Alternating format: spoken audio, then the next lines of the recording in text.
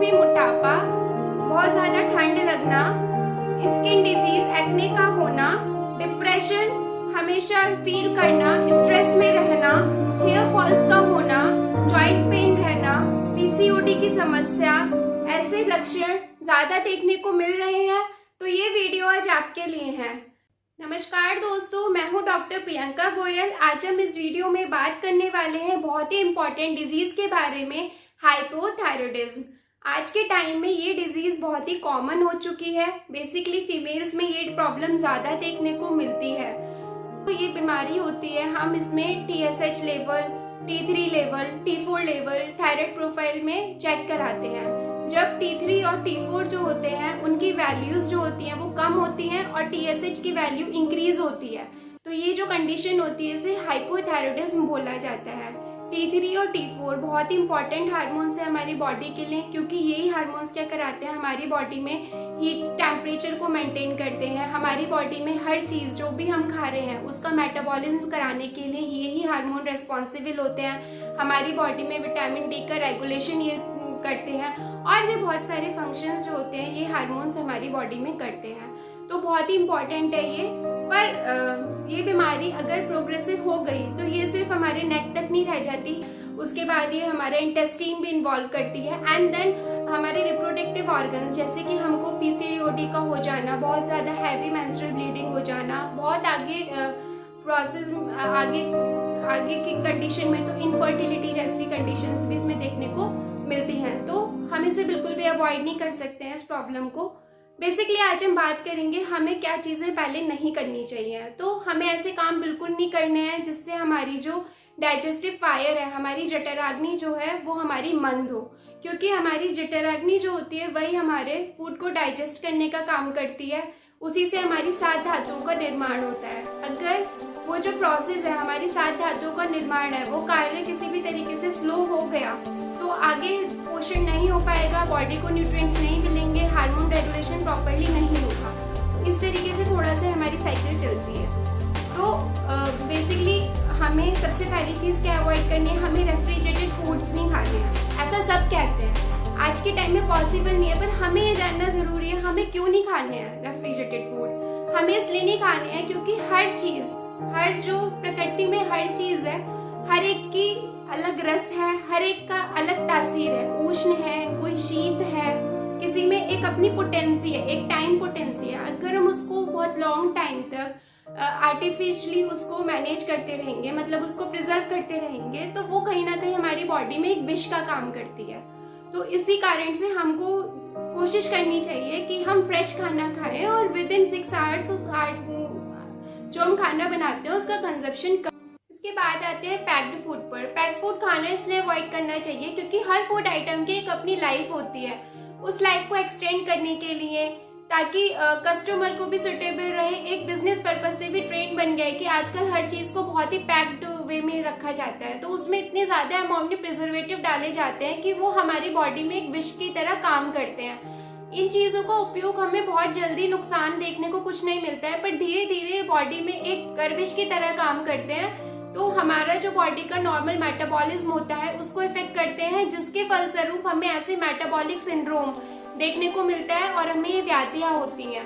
तो हमें बहुत ध्यान रखना है कि हमें जो भी खाना है बहुत ध्यान से खाना है। इसी प्रकार से जो हम घर में जैसे कि खाना बनाते हैं, हम किस बर्तन में बनाते हैं, हम कैसे उसको पकाते हैं, ये बहुत इम्पोर्टेंस रखता है। हमें ये ध्यान रखना चाहिए कि हम जो भी पका रहे हैं खाना, उसकी हमें ज़्यादा से ज़्यादा न्यूट्रिशन वैल्यू जो है हम प्रिजर्व रख सकें। जैसे कि एक एल्युमिनियम पॉट में हम खाना बना रहे हैं, दूसरे एक मिट्टी के बर्तन में या लोहे की कढ़ाई में हम खाना बना रहे हैं, तो कंपैरेटिवली जो हमारी लोहे के बर्तन में होगा या फिर मिट्टी के पॉट में होगा वो खाना बेटर होगा एज कम्पेयर टू एल्युमिनियम।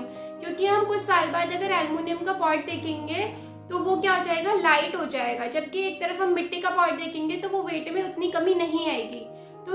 तो हमें पता चलेगा एल्युमिनियम के पॉट में बनाया हुआ खाना वैसे भी ब्रेन के लिए हार्मफुल होता है। तो हमें ऐसी छोटी छोटी चीज़ों का ध्यान रखना है अपनी डे टू डे एक्टिविटी में कि वो हमें कितना, लाइफ स्टाइल हमारा कितना इफेक्ट कर रहे हैं, ये सब हमारे ऊपर है। इसके बाद आयुर्वेद में बोला गया है लंघनम परम औषधम। लंघनम मतलब एक तरीके से बॉडी के अंदर लघुता का आना। Fasting is the best medicine. मतलब उतना ही आप खाएं जितने आपके बॉडी को ज़रूरत है। आजकल बहुत कॉन्सेप्ट चला है इंटरमिटेंट फास्टिंग का। आयुर्वेद में बताया गया है कि जब तक आपका पहले का खाना भोजन पूरी तरह पच न जाए तब तक आपको आगे का आहार नहीं खाना चाहिए। उसके बाद अगर हम बात करें तो हमें क्या और चीज़ अवॉइड कर सकते हैं, तो हैवी मील्स को अवॉइड करना है। इसके अलावा गॉइट्रोजेनिक फूड्स को अवॉइड करना चाहिए, लाइक कैबेज, पत्ता गोभी का अवॉइड करना चाहिए, सोयाबीन। आयुर्वेद जो भी थायराइड रिलेटेड डिसऑर्डर्स जिनको होते हैं उनको सोयाबीन और कैबेज 2 चीज़ों का बहुत ज़्यादा इनको अवॉइड करना चाहिए। उसके अलावा ब्रोकली नहीं खानी चाहिए, कॉलीफ्लावर कोशिश करनी चाहिए आप ना खाएं। उसके अलावा से क्या आपको करना चाहिए, आपको खाना ऐसा खाना चाहिए जो कि लाइट हो अगेन। एंड बेसिकली थायराइड वाले को धनिया का कोरिएंडर का उपयोग करना चाहिए, चाहे वो फ्रेश लीव्स के रूप में प्रयोग करें, खाने में ज़्यादा से ज़्यादा धनिया का प्रयोग करना चाहिए, या सूखा धनिया जो होता है उसका पानी पी सकते हैं। सूखा धनिया को रात को आप भिगो दें और उसके सुबह उठ के उसको स्ट्रेन करके पानी पी सकते हैं, या फिर धनिया के जो दाने होते हैं सूखा वो होता है उसको चबा भी सकते हैं। तो ये बॉडी के लिए बहुत अच्छा है। आयुर्वेद में इसके काफ़ी गुण बताए गए हैं। ये दीपन करता है अग्नि को, डाइजेस्टिव फायर को इम्प्रूव करता है, उसको बढ़ाता है, तो हमारा मेटाबॉलिज्म इंक्रीज होता है और पाचन भी करता है। जो हमारा धातु जो हमारा भोजन होता है उसके पाचन में क्या होता है, हेल्प करता है धनिया। तो आयुर्वेद थायराइड वाले पेशेंट्स को बेसिकली धनिया का प्रयोग ज़्यादा करना चाहिए।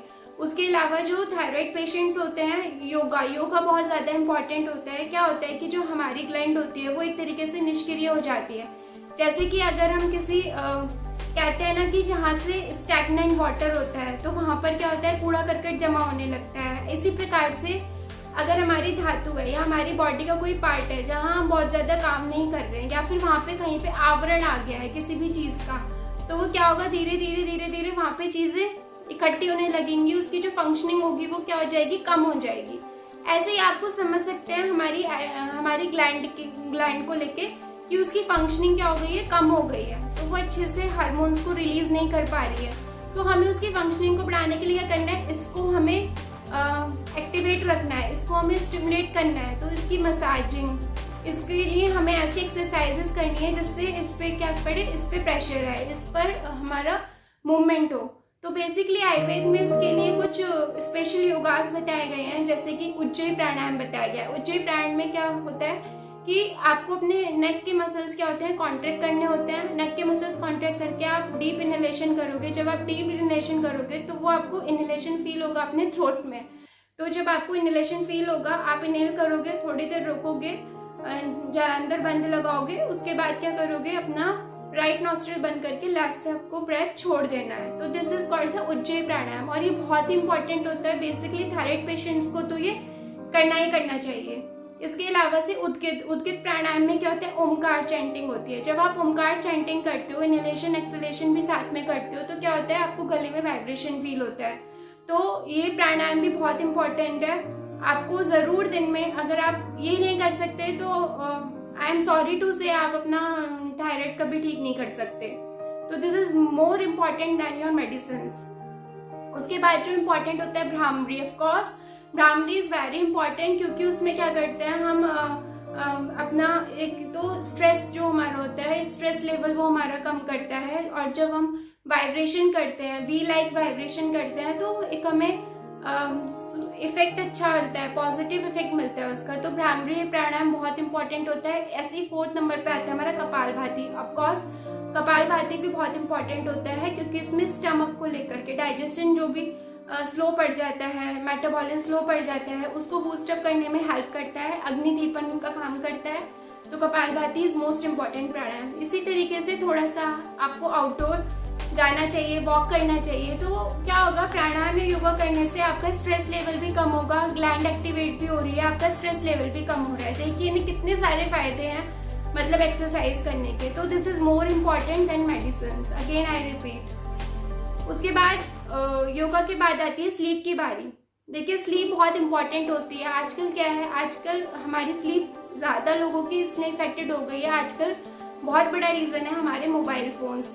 एक चीज़, एक टेक्नोलॉजी का एक लिमिटेशंस तक, जहाँ तक उसका फ़ायदा है उसका यूज़ करना अच्छी बात है, पर उसका एक्सेसिव यूज़ किसी भी चीज़ का बुरा होता है। तो लेट टाइम अगर आप मोबाइल फ़ोन पे रहते हैं और आपको लैपटॉप चलाने की आदत है, आप किसी काम की वजह से उसको चलाते हैं, तो आपकी नींद कहीं ना कहीं डिस्टर्ब होती है। तो कोशिश करें अपना टाइम शेड्यूल थोड़ा ऐसा बनाए कि रात को आप जल्दी सो जाएं और सुबह आप जल्दी उठें, क्योंकि हमारी बॉडी क्या है, एक सर्काडियन रिदम के अनुसार अगर हम देखें तो बॉडी में जो हमारे हार्मोन्स का सिक्रेशन होता है उसका भी एक टाइमिंग होता है। अगर हम टाइम से प्रॉपरली सोएंगे, सुबह जल्दी जागेंगे, तो हार्मोन्स का जो एक नॉर्मल सिक्रेशन हमारी बॉडी के अंदर रहेगा, तो वो बहुत ज़्यादा ज़रूरी है। तो प्रॉपर स्लीप आपको लेना बहुत ज़रूरी है, क्योंकि वो आपके स्ट्रेस को भी कम करेगी, आपका मेटाबॉलिज्म अच्छा रहेगा, आपका हार्मोन लेवल भी बहुत अच्छा रहेगा।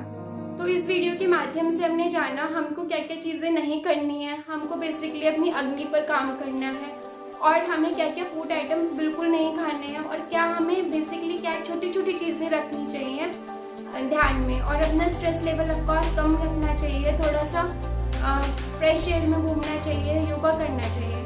आई होप आपको हाइपोथायरॉयडिज्म से जुड़ी हुई कुछ बातें समझ आई होंगी। अगर आपको कोई क्वेरी हो आप मुझसे बिल्कुल कमेंट बॉक्स में पूछ सकते हैं। पूरी वीडियो देखने के लिए बहुत बहुत धन्यवाद। अगर आपको मेरा ये वीडियो पसंद आया हो तो प्लीज़ इस चैनल को सब्सक्राइब करें, वीडियो को शेयर करें।